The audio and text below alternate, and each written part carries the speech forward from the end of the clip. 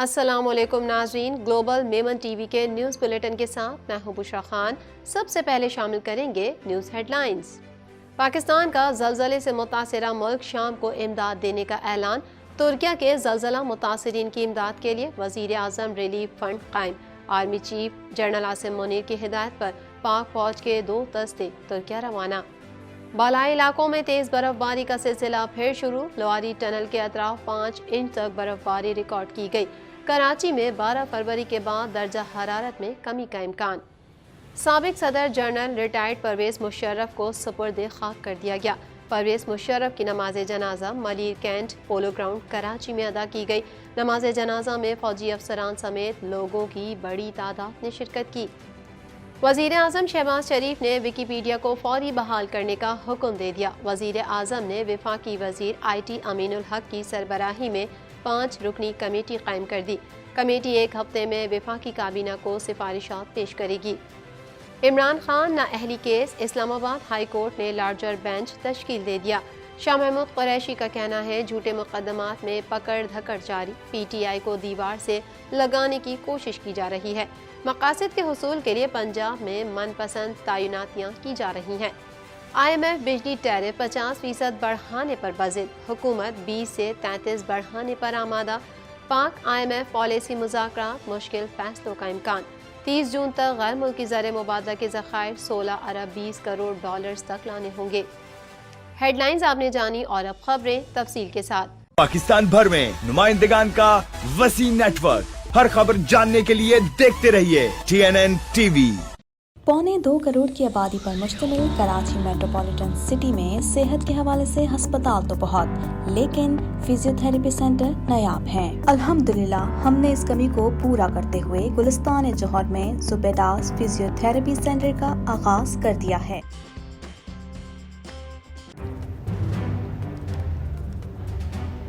Islamic Finance TV, the only TV channel of the fastest growing Islamic economy in the world and the prime mover of Islamic finance news. Follow us on our social media handles and watch our reports and educational program at www.islamicfinancetv.com. For advertisement, please contact us at islamicfinancetv@gmail.com.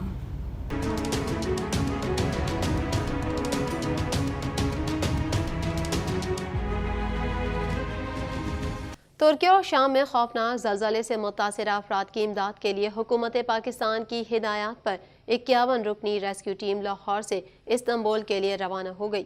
مزید تفصیلات اس report میں۔ ترکیہ اور شام میں خوفناک زلزلے سے متاثرہ افراد کی امداد کے لیے حکومت پاکستان کی ہدایات پر 51 رکنی ریسکیو ٹیم آج صبح لاہور سے استنبول کے لیے روانہ ہو گئی۔ وزیر اعظم میاں شہباز شریف نے کہا ہے کہ آزمائش کی اس گھڑی میں پاکستان اپنے بھائی ترکیہ اور اس کے عوام کے ساتھ ہے۔ وزیر اعظم شہباز شریف کی زیر صدارت منعقدہ وفاقی کابینہ کے اجلاس میں وفاقی وزراء کے علاوہ سینئر حکام نے شرکت کی۔ وزیر اعظم نے کابینہ اراکین کو دورہ ترکیہ سے متعلق آگاہ کیا۔ کابینہ کی جانب سے ترکیہ میں ہولناک زلزلے پر ترکیہ کے عوام اور حکومت سے اظہار یکجہتی کیا گیا۔ وفاقی کابینہ نے ترکیہ اور شام میں ہولناک زلزلے میں جاں بحق افراد کے لیے فاتحہ خوانی کی اور ملک کی مجموعی معاشی اور سیاسی صورتحال کا بھی جائزہ لیا۔ سماجی رابطے کی ویب سائٹ ٹویٹر پر مریم اورنگزیب نے کہا کہ ترکیہ کے زلزلہ متاثرین کی امداد کے لیے وزیر اعظم ریلیف فنڈ قائم کر دیا گیا۔ وفاقی کابینہ نے 1 ماہ کی تنخواہ ریلیف فنڈ میں دینے کا اعلان کیا ہے۔ وزیر اعظم شہباز شریف نے مخیر حضرات سے بھی امداد کی اپیل کی ہے۔ Army chief general Asim Munir کی ہدایت پر پاک فوج کے 2 امدادی دستے ترکیہ روانہ کر دیے گئے۔ عسکری قیادت نے ترکیہ میں زلزلے سے اموات پر اظہار تعزیت بھی کیا ہے۔ ISPR کا کہنا ہے کہ دستے پاکستانی سفارت خانے کے ساتھ قریبی رابطہ رکھ کر کام جاری رکھیں گے۔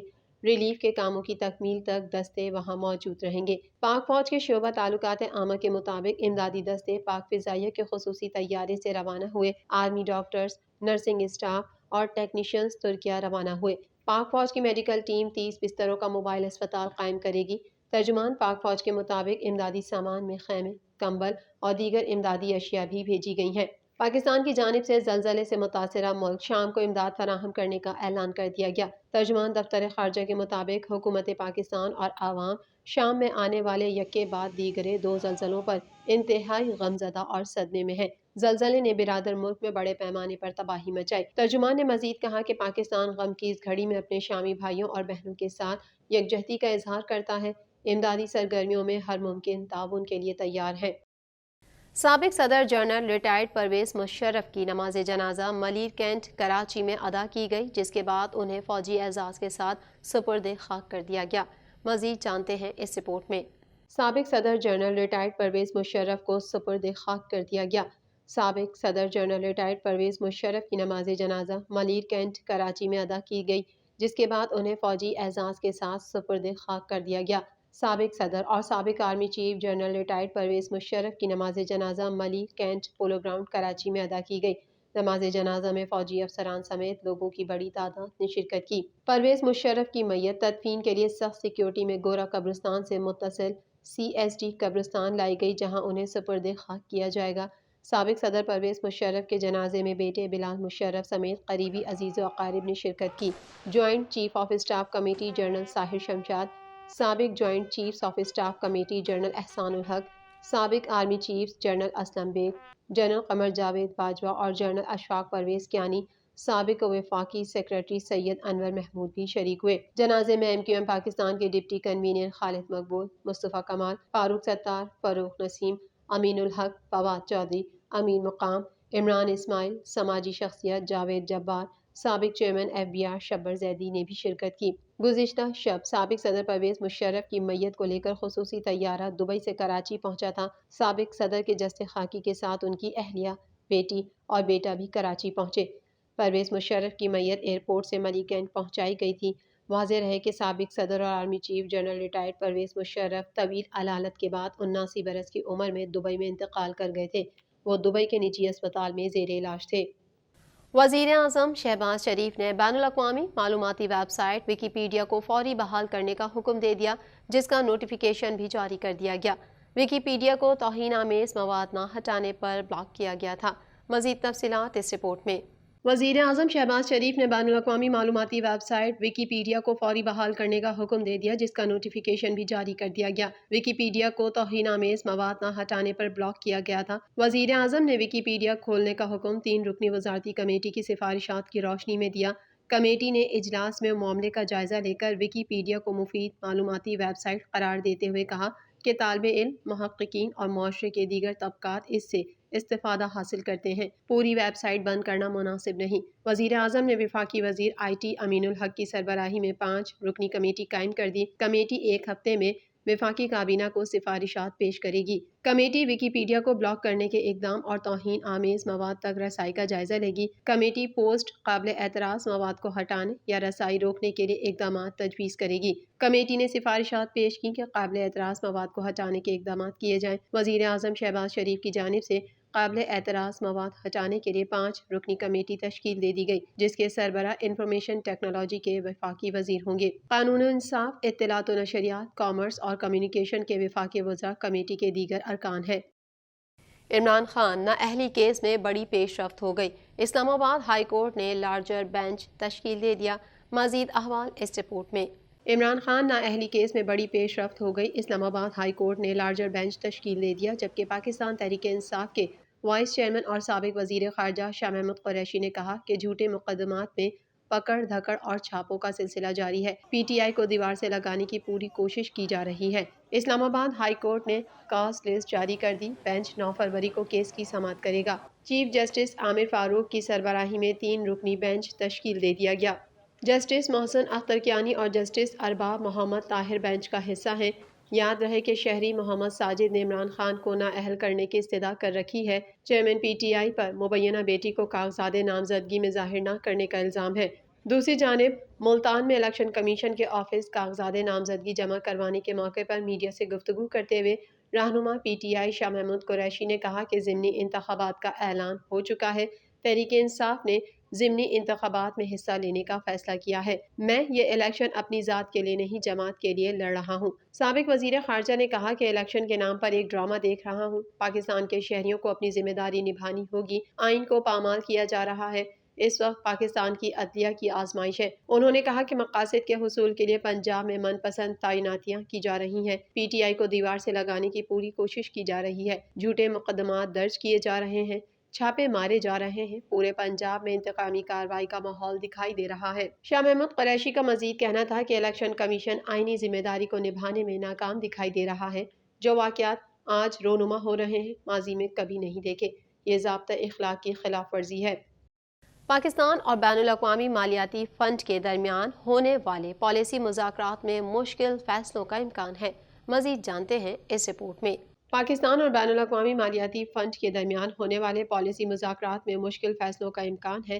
حکومت اور IMF کے درمیان جاری مذاکرات کی مدت ختم ہونے میں 3 دن باقی ہیں، جبکہ فریقین ابھی تک اختلافات طے نہ کر سکے۔ IMF سے پالیسی مذاکرات میں پاکستان کو سخت سوالوں کے جواب دینے ہیں۔ وزیر اعظم نے بجلی کے ٹیرف اضافے کے لیے حکومتی ٹیم کو اجازت دے دی ہے۔ IMF چاہتا ہے کہ بجلی کے ٹیرف میں 50% اضافہ کیا جائے، جبکہ حکومت 20 سے 33% بڑھانے پر آمادہ ہے۔ وزیر اعظم ہاؤس میں جاری مذاکرات میں IMF پہلے سے کیے گئے وعدوں کی پاسداری پر بضد ہے۔ میڈیا رپورٹ کے مطابق پاکستان کو 30 جون تک غیر ملکی زر مبادلہ کے ذخائر 16 ارب 20 کروڑ ڈالرز تک لانے ہوں گے۔ پاکستان کو بتانا ہوگا کہ یہ رقم کہاں سے آئے گی۔ بجٹ خسارہ، بیرونی فائنینسنگ، بجٹ فریم ورک اور اہم امور پر پالیسی مذاکرات ہوں گے۔ پاکستان کو درآمدات پر پابندیاں فوری طور پر ختم کرنا ہوں گی۔ LCs کھولنے کے لیے 4 ارب ڈالرز فوری فراہم کرنا ہوں گے۔ بجٹ خسارہ کم کرنے کے لیے 600 ارب روپے سے زائد اخراجات کم کرنے کے اقدامات پر بات ہوگی۔ IMF سے مذاکرات کے دوران رواں مالی سال بجٹ سے سبسڈی جاری کرنے میں قابل ذکر کمی پر گفتگو ہوگی۔ سبسڈی کم کرنے پر بجلی اور گیس کے ریٹ تقریباً 50% بڑھانا ہوں گے۔ تمام ترقیاتی منصوبوں کی مرحلہ وار مانیٹرنگ ویب سائٹ پر پبلک کی جائے گی۔ نجکاری پروگرام فعال بنا کر ریاستی ملکیتی اداروں کو فعال یا فروخت کرنے کا لائحہ عمل طے ہوگا۔ ترقیاتی بجٹ پر 50% سے زائد کی کٹوتی، جبکہ ترقیاتی بجٹ 727 کے بجائے 400 ارب روپے سے زائد خرچ کرنے کی تیاری کی جا رہی ہے۔ غیر ترقیاتی اخراجات میں بھی خاطر خواہ کمی لائی جائے گی۔ غیر ضروری منصوبوں کی فنڈنگ روکنے پر بھی بات چیت ہوگی۔ ملک کے بالائی علاقوں میں ایک بار پھر تیز برف باری کا سلسلہ شروع ہو گیا۔ تحت نگاہ برف ہی برف کے باعث سڑکیں بند ہو گئی ہیں اور لوگ گھروں تک محصور ہیں۔ مزید احوال اس رپورٹ میں۔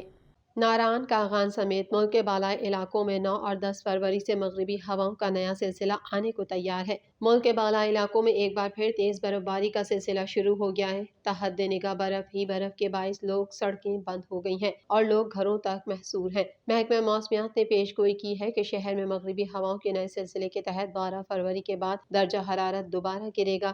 محکمہ موسمیات کے مطابق خیبر پختونخوا، آزاد کشمیر، گلگت بلتستان میں گرج چمک کے ساتھ بارش اور برف باری متوقع ہے۔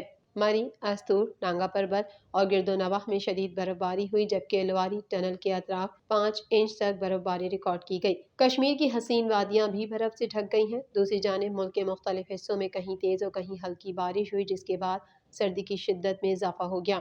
محکمہ موسمیات نے پیش گوئی کی ہے کہ کراچی شہر میں مغربی ہواؤں کے نئے سلسلے کے تحت 12 فروری کے بعد درجہ حرارت دوبارہ گرے گا۔ مغربی ہواؤں کا نیا سلسلہ کل ملک میں داخل ہوگا، جس سے بلوچستان کے مختلف علاقوں میں ہلکی بارش متوقع ہے۔ کراچی میں درجہ حرارت میں 2 ڈگری کمی ہو سکتی ہے، البتہ سابقہ سسٹم جیسی سردی کی شدت ریکارڈ نہیں ہوگی۔